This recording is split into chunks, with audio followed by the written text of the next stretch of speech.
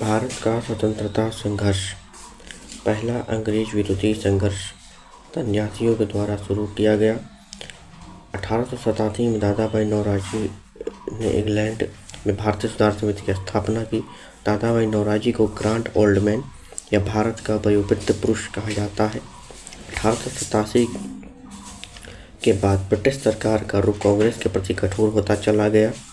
नौरोजी दत्त एवं वाचा ने धन निष्कासन के सिद्धांत का प्रतिपादन किया। धन निष्कासन का सिद्धांत यानी कि theory of drain wealth Naoroji Dutt एवं वाचा ने ही दिया था। दादा भाई नौरोजी ने धन के पलायन सिद्धांत का वर्णन अपनी पुस्तक poverty and un British rule in India में किया। ब्रिटिश हाउस ऑफ कॉमन्स का चुनाव लड़ने वाले प्रथम भारतीय W.C. बनर्जी थे, जो चुनाव हार गए थे। ब्रिटिश हाउस ऑफ कॉमन्स का सदस्य चुने जाने वाले प्रथम भारतीय दादा भाई नौरोजी थे। इन्होंने लिबरल पार्टी के उम्मीदवार के रूप में फिंसबरी से 1892 ईस्वी में चुनाव जीता था। लॉर्ड कर्जन ने 20 जुलाई 1905 को बंगाल विभाजन के निर्णय की घोषणा की। बंगाल विभाजन के विरोध में 7 अगस्त 1905 को कलकत्ता के टाउन हॉल में स्वदेशी आंदोलन की घोषणा की गई। बंगाल विभाजन 16 अक्टूबर 1905 को प्रभावी हुआ। इस दिन पूरे बंगाल में शोक दिवस मनाया गया। रविंद्रनाथ टैगोर ने राखी दिवस के रूप में इसे मनाया और स्वदेशी आंदोलन को में वंदे मातरम, विभाजन नहीं होना चाहिए एवं बंगाल एक है आदि के नारे लगाए गए। स्वदेशी आंदोलन का विचार सर्वप्रथम कृष्ण कुमार मित्र के पत्र संजीवनी में 1905 ईस्वी में प्रस्तुत किया गया था। आंध्र प्रदेश के डेल्टाई इलाके में स्वदेशी आंदोलन को वंदे मातरम आंदोलन के नाम से जाना जाता है। स्वदेशी आंदोलन का दिल्ली में नेतृत्व सैयद हैदर रजा, मद्रास में चिदम्बरम पिल्लई, पूना व बम्बई में तिलक ने, पंजाब में लाला लाजपत राय ने। 1906 में कलकत्ता में हुए कांग्रेस के अधिवेशन की अध्यक्षता करते हुए दादा भाई नौरोजी ने पहली बार स्वराज की मांग प्रस्तुत की। स्वराज्य शब्द का पहली बार प्रयोग स्वामी दयानंद सरस्वती ने किया।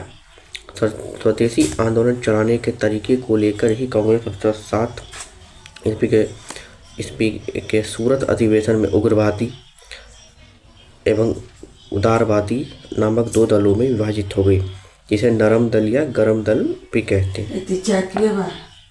इस सम्मेलन की अध्यक्षता रास बिहारी बोस ने की थी। स्वदेशी आंदोलन के अवसर पर ही रविंद्रनाथ ठाकुर ने अपनी प्रसिद्ध गीत अमार सोनार बांग्ला लिखा। बाद में यही गीत बांग्लादेश का राष्ट्रीय गीत बना। स्वदेशी आंदोलन के प्रचार प्रसार के लिए अश्विनी कुमार दत्ता ने बारिसन में स्वदेशी बांधव समिति की स्थापना की। 1893 ईस्वी का वर्ष एक परिवर्तन बिंदु। 1893 ईस्वी में स्वामी विवेकानंद अमेरिका के शिकागो नगर पहुंचे।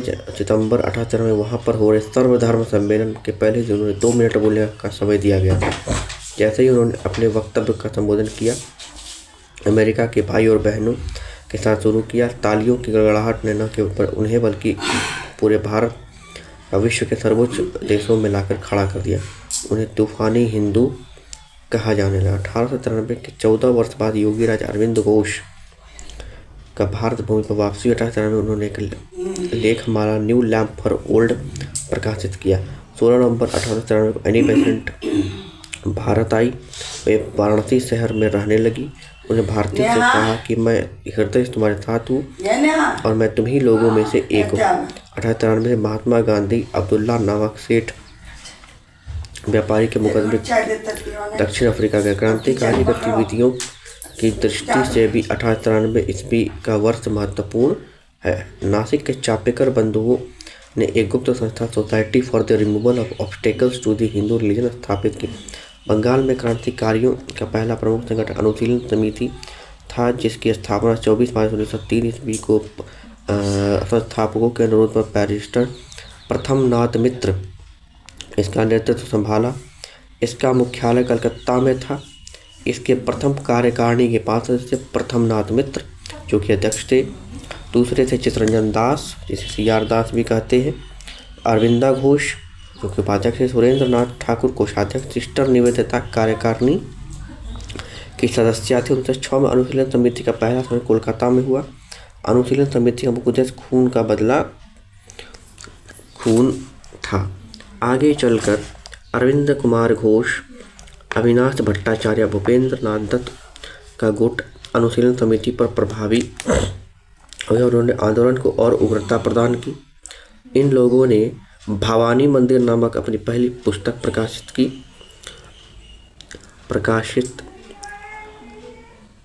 की जिसमें कहा गया था कि क्रांतिकारी राजनीतिक सन्यासी का जीवन तब तक बिताए जब तक कि स्वाधीनता हमें प्राप्त न हो जाए।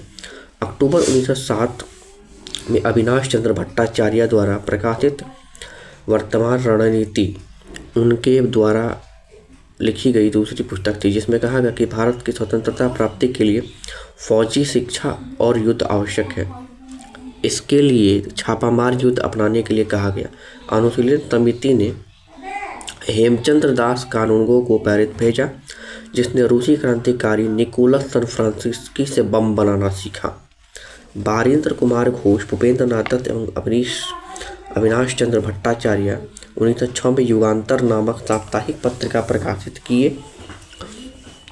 युगांतर के प्रथम संपादक भूपेंद्र नाथ दत्त को 1907 ईस्वी में 1 वर्ष की कड़ी सजा दी गई। 1908 में यह पत्र बंद कर दिया गया। ढाका अनुशीलन समिति की स्थापना पी मित्रा एवं पुलिन दास ने 1940 में ढाका में की थी। ढाका में इसकी लगभग 5 शाखाएं थी। 1911 में 1908 को अनुशीलन समिति गैर कानूनी घोषित। प्रफुल्ल चाकी और खुदीराम बोस ने 30 अप्रैल 1908 को मुजफ्फरपुर के जज किंग्सफोर्ड की हत्या का प्रयत्न किया। गलती से बम कैनेडा की गाड़ी पर गिरा दिया गया, जिससे 2 महिलाएं प्रिंगले की पत्नी व उसकी बेटी की मृत्यु हुई। 4 चाकी ने आत्महत्या कर ली और खुदीराम बोस लगभग 18 वर्ष की अवस्था में 11 अगस्त 1908 ईस्वी को फांसी दे दी गई। खुदीराम बोस को मुजफ्फरपुर के समीप पूसा रेलवे स्टेशन के पास पकड़ा गया था, जहां आज कृषि विश्वविद्यालय है। खुदीराम बोस बंगाल के क्रांतिकारियों के युगांतर दल के सक्रिय सदस्य थे। युगांतर दल का नेता बारेंद्र कुमार घोष थे।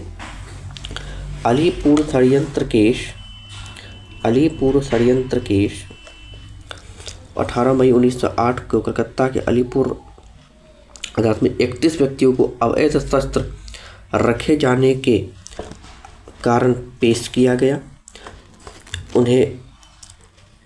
इन व्यक्तियों को अवैध शस्त्र रखने के कारण गिरफ्तार किया गया।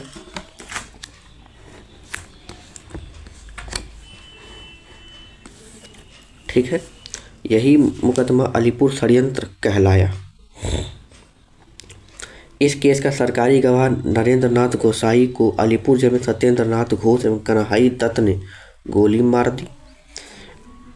इसके लिए दोनों को फांसी की सजा दी गई। बारेंद्र कुमार घोष, उल्लासकर दत्त, हेमचंद्र दास और उपेंद्र नाथ बनर्जी को आजीवन काला पानी की सजा मिली।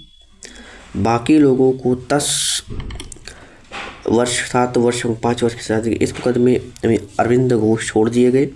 तब इन्होंने क्रांतिकारी क्रियाकलापों से अलग होकर पांडिचेरी में अपना आश्रम और राविले स्थापित कर लिया।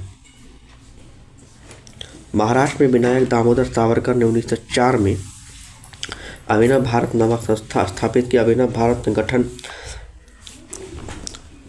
का सदस्य BN बापट बम बनाने की कला सीखने के लिए पेरिस भेजे गए थे। हेमचंद्र दास कानूनगो बंगाल से गए थे बम सीखने और PN बापट महाराष्ट्र से गए थे बम सीखने। विनायक दामोदर सावरकर के बड़े भाई गणेश सावरकर ने देशभक्ति से कुछ पूर्ण कविताएं लिखी, जिसके कारण उन्हें जैक्सन नामक जज ने राजद्रोह का आरोप लगाकर 8 जून 1909 को आजीवन निर्वासन का दंड दिया। इस सजा को अनुचित मानकर अभिनव भारत ने जैक्सन से बदला लेने का विचार किया। जैक्सन के विरुद्ध समारोह में 21 दिसंबर 1909 की रात को एक नाटक खेला जा रहा था। जो ही जैक्सन इसे देखने पर फाटक में पहुंचा अनंत लक्ष्मण कन्हारे ने उसे गोली मार दी। जैक्सन की हत्या के अभियोग में अनंत लक्ष्मण कन्हारे, कृष्णजी गोपाल कर्वे और विनायक नारायण देशपांडे को 19 अप्रैल 1911 को फांसी दे दी गई। बाल गंगाधर तिलक का जन्म 23 जुलाई 1856 को महाराष्ट्र के रत्नागिरी में हुआ था। 1881 में उन्होंने साप्ताहिक पत्र मराठा अंग्रेजी में लिखी और दैनिक पत्र केसरी मराठी नामक 2 पत्रों द्वारा नवजागरण प्रारंभ किया। तिलक ने 1893 में गणपति महोत्सव और 1850 शिवाजी महोत्सव मनाना प्रारंभ किया ताकि युवाओं का जुटान हो सके और युवाओं तक अपनी आवाज़ पहुंचा दी सके, उनमें देशभक्ति की लहर दौड़ा दी जाए। बाल गंगाधर तिलक पहले कांग्रेसी नेता बने जिन्होंने देश के लिए कई बार जेल की यात्रा की। 1897 में राजद्रोह के आरोप में 18 माह की कारावास हुई। फिर 1908 में राजद्रोह के आरोप में 6 वर्ष की कारावास हुई। 1908 से 14 तक वह बर्मा के मांडले जेल में बिताने पड़े। तिलक की सजा सुनाने वाले जज का नाम डावर था। वैलेंटाइन चिल्ड्रन ने अपनी पुस्तक इंडियन अनरेस्ट में तिलक को भारतीय अशांति का जनक कहा, जिसके लिए तिलक ने उन पर मानहानि का भी मुकदमा किया था। प्लेग के समय की ज्यादतियों से प्रभावित होकर पूना के चापेकर बंधुओं दामोदर एवं बालकृष्ण चापेकर ने 22 जून 1870 प्लेग अधिकारी रैंड एवं आयर्स्ट की हत्या कर दी। महाराष्ट्र से क्रांतिकारी पत्रकाल का संपादन पराजंपे ने किया था। 1905 में लंदन में श्यामजी कृष्ण वर्मा ने इंडियन होम रूल सोसाइटी की स्थापना की। श्यामजी कृष्ण वर्मा को क्रांतिकारियों का पिता भी कहा जाता है। क्रांतिकारियों की जननी मैडम भीखाजी कामा को कहा जाता है। अवनींद्र नाथ टैगोर ने 1906 में Indian society of oriental arts की स्थापना की, जिससे प्राचीन भारतीय कला एवं संस्कृति का संरक्षण एवं विकास हुआ। न्यू इंडिया नामक एक अंग्रेजी समाचार पत्र एवं 1906 में वंदे मातरम नामक समाचार पत्र बिपिन चंद्र पाल ने निकाला। 30 सितंबर 1906 को ढाका के नवाब सलीम उल्लाह खां और ढाका के नवाब सलीमुल्लाह खान के निमंत्रण पर सम्मेलन हुआ। नवाब बकारुल मुल्क इसके अध्यक्ष बने। इसी समय में अखिल भारतीय मुस्लिम लीग का उदय हुआ, जिसका मुख्यालय लखनऊ में था। लीग का संविधान 1907 में कराची में बना और इस संविधान के अनुसार प्रथम अधिवेशन 1908 अमृतसर को हुआ। इसी संविधान के अनुसार प्रथम अधिवेशन 1908 अमृतसर में हुआ, जिसकी अध्यक्षता सैयद इमाम ने की थी। इसी अधिवेशन में आगा खां को मुस्लिम लीग का अध्यक्ष बनाया गया। इसी अधिवेशन में मुसलमानों के लिए अलग से निर्वाचन मंडल की मांग की गई, जिसे 1909 में मार्लो मिंटो सुधार में मान लिया गया। मुस्लिम लीग ने बंगाल विभाजन का समर्थन किया। 1908 में मुस्लिम लीग की एक शाखा लंदन में खोली गई, जिसे सैयद अमीर अली ने स्थापित किया था। भीखाजी रुस्तम कामा भारतीय मूल की फ्रांसीसी नागरिक थी, जो जर्मनी के स्टुअर्टगार्ड शहर में 2207 में आयोजित 7वीं अंतर्राष्ट्रीय कांग्रेस में तिरंगा फहराने के लिए जानी जाती है। यह विदेशी धरती पर राष्ट्रध्वज फहराने की पहली घटना है। इनके माता पिता पारसी थे। इन्होंने दादा भाई नौरोजी के निजी सचिव के रूप में भी काम किया था। 1 जुलाई 1909 को मदन लाल ढींगरा ने विलियम कर्जन वाइली को गोली मारकर हत्या कर दी। 16 अगस्त 1909 को मदन लाल ढींगरा को मृत्युदंड दिया गया। 21 दिसंबर 1909 को अनंत कन्हारे ने जैक्सन को गोली मार दी थी। वायसराय लॉर्ड हार्डिंग ने 1911 में दिल्ली में भव्य दरबार का आयोजन इंग्लैंड के सम्राट जॉर्ज पंचम और मेरी के स्वागत में किया। इस दरबार में निम्न घोषणा ही: बंगाल विभाजन को रद्द किया गया, बंगाली भाषा को मिलाकर एक अलग प्रांत बनाया गया, बिहार एक अलग राज्य बना जिसमें उड़ीसा भी शामिल था। बिहार 1912 में सबसे पहले बंगाल से लगा, फिर 1936 में उड़ीसा से अलग हुआ और 2000 में झारखंड से अलग हुआ था। और 2000 से बिहार एक अलग राज्य के रूप में जाना जा रहा है। राजधानी को कलकत्ता से दिल्ली स्थानांतरित करने की घोषणा हुई। 1 अप्रैल 1912 में दिल्ली भारत की राजधानी बनी। 23 दिसंबर 1912 ईस्वी को रास बिहारी बोस ने दिल्ली में वायसराय लॉर्ड हार्डिंग पर बम फेंका। इसके परिणाम स्वरूप 13 व्यक्ति मारे गए। इसमें प्रमुख थे मास्टर अमीचंद, दीनानाथ, अवध बिहारी लाल, बाल मुकुंद, बसंत कुमार विश्वास, हनुमंत सहाय एवं बलराज। दीनानाथ दबाव में सरकारी गवाह बने और मास्टर अमीचंद, अवध बिहारी लाल, बाल मुकुंद, बसंत कुमार को फांसी दे दी गई। Arundel committee. लॉर्ड मिंटो ने 1906 में राजनीतिक सुधारों हेतु 4 सदस्य कमेटी बनाई जिसे A.T. अरुंडेल के नेतृत्व में गठन किया गया था। इसने अपनी सिफारिश में भारत के विभिन्न परिषदों के विस्तार के साथ एक सामंतों की समिति बनाए जाने की अनुशंसा की तथा बंगाल विभाजन को पुनः एक कर देने की संस्तुति प्रदान की।